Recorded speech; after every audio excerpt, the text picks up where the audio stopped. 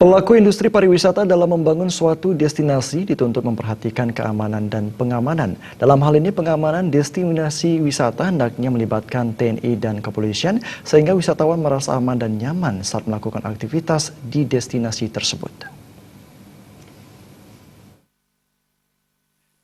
Pangdam 9 Udayana Mayor Jenderal TNI Komarudin Simanjuntak mengatakan, pihaknya bersama pelaku industri pariwisata Bali berupaya bersama-sama menjaga keamanan wilayah Bali. Dikatakan Bali saat ini bukanlah merupakan bagian dari negara Indonesia saja, tapi Bali sudah menjadi tujuan negara-negara dunia yang harus selalu dijaga keamanannya, sehingga Bali akan selalu siap dalam menerima kunjungan tamu dari negara manapun. Terlebih kawasan ITDC Nusa Dua yang kerap dijadikan tempat berbagai kegiatan bertaraf internasional, baik event MICE maupun sport tourism, maka pihak pengelola kawasan ini dituntut memperhatikan keamanan dan pengamanan dengan melibatkan TNI dan kepolisian.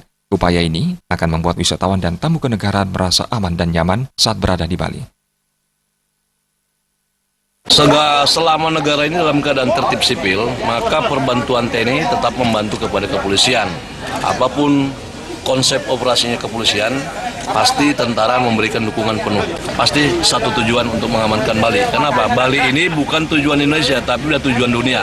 Jadi kita harus mempersiapkan itu, sepelaku tamu siap untuk menerima tamu dari manapun.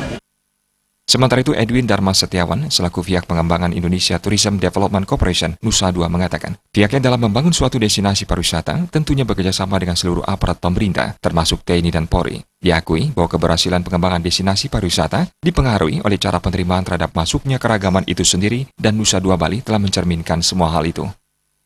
Ya, kami dalam membangun satu destinasi pariwisata tentunya bekerja sama dengan seluruh aparat pemerintahannya, termasuk TNI dan Polri.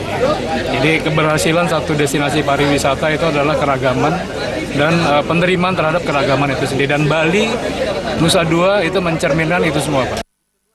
Indra Wijaya, Bali TV.